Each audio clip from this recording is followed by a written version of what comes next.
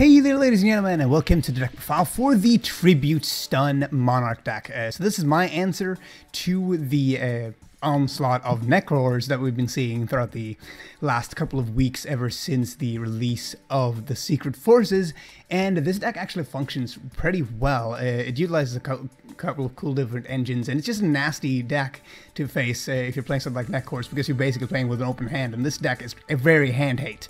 It's a lot of hand-hate in this deck, so without further ado, let's go into the deck profile and explore choices as we go along. So first we go for one Grand Monarch, the Mega Monarch. This is for extra draw power as well as some land rogue combos.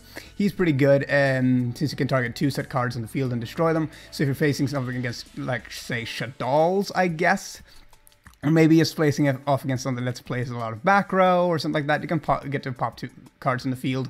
And if you attribute an Earth monster for its tribute summon, you can also draw 1 additional card, which is really awesome.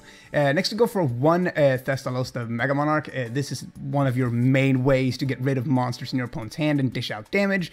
You can run multiple copies of him if you really want to. You can put more of him in the side. Basically, this deck is basically made out to counter almost everything that is in the metagame right now. So you can put like extra copies of each Mega Monarch in your siding, should you really want to, because these are like siding cards on their own, and they just wreck things if they face off against the right deck. Like, seriously, picking out a Valkyrus out of your opponent's hand before you can go into your battle phase can be sometimes really crucial. And on top of that, they take a shitload of damage from it, which is really cool, and you haven't even attacked yet at that point, so you can still like finish off a game pretty early. And if you're facing off against something like Cleaforts, they also run a lot of high-level monsters, which means that Thestalos is going to be really good there. Next to go for the double Caius, the Mega Monarch. This is going to be used against Shaddoll's and Burning Abyss. You basically get rid of all of their monsters by banishing them. You know, when you tribute a monster that's a dark, you get to banish 2 cards from your opponent's side of the field.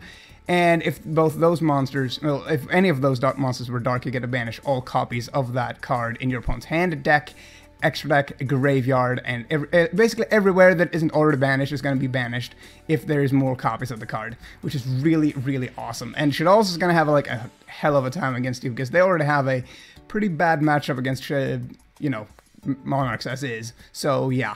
Next to go for one Caius, the regular Shadow Monarch, because, you know, it's a pretty decent card today. Getting that extra 1,000 burn and banishing card on the field is pretty decent.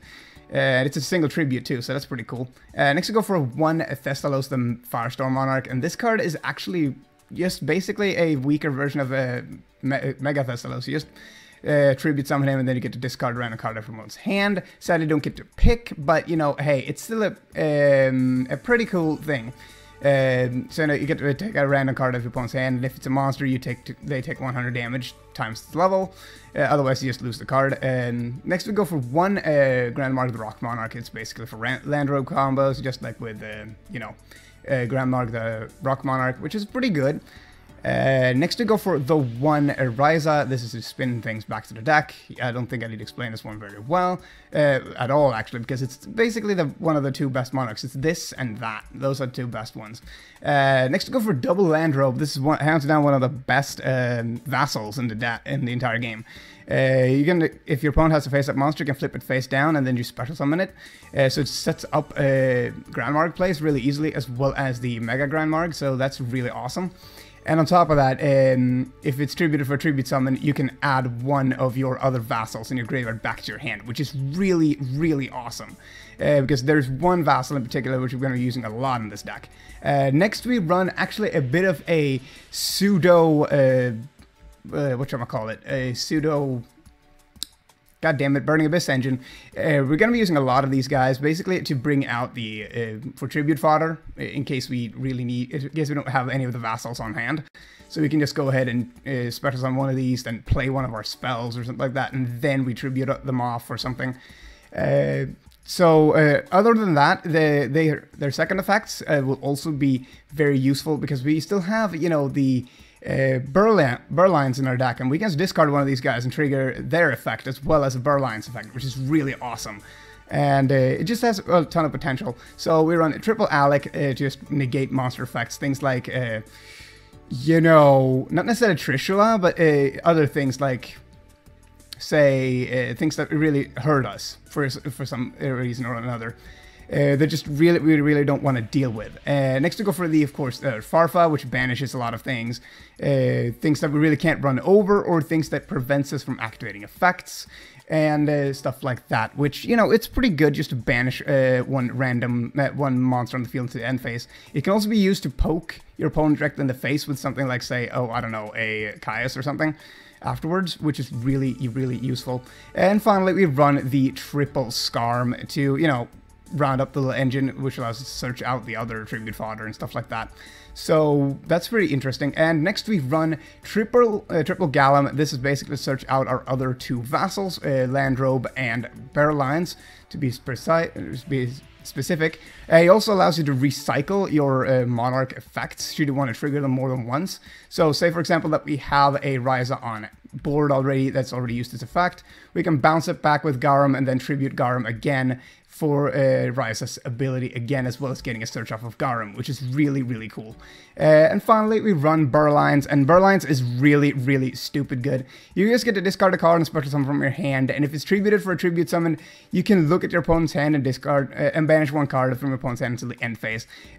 So that's pretty cool, but the real reason why we run Berlines in the first place is because of Mind Crush. Since this allows us to just take a look in our opponent's hand and then get rid of two cards, that is absolutely insane against Netcores. Even though Netcores we probably already know what they have, but against other decks, this thing can be really devastating, especially against the rogue matchups. Holy crap, this combo can just ruin things, because, you know, you special summon this thing, you already get to pick out a card of your opponent's hand if you use a Thestalos or a Firestorm Monarch. Your opponent loses a card because it's banished, and then on top of it, you can trigger a Mind Crush or something like that to make them go -2 even make them neg even further, which is like a lot, and it's just kind of dumb in how that works. If you're facing off against the friggin' Dark Worlds, though, don't play this. Just go for the Caius instead and banish crap. So yeah, next to go for the triple Tenacity. This is just to search out our things that are really important, like the Monarch Stormforth, our molding of the Monarch, well actually our returns, our charging, and of course the Dominion of the Legendary Monarch. All of these cards will be searchable by Tenacity, which is really cool, and since we have basically a way to search out our own Rhoda, that's really awesome. Next, of course, we run the triple Stormforth. This card is absolutely amazing. I can't believe it's a common, and it's, you know, just to get rid of troublesome monsters, as well as go for easy tribute fodder for things like Caius and, well, yeah. So it's a pretty self-explanatory choice. Next to go for the one, you know, Charging Emperor, or I guess March of the Monarchs, because, you know, protecting your Monarchs is a very important deal in this.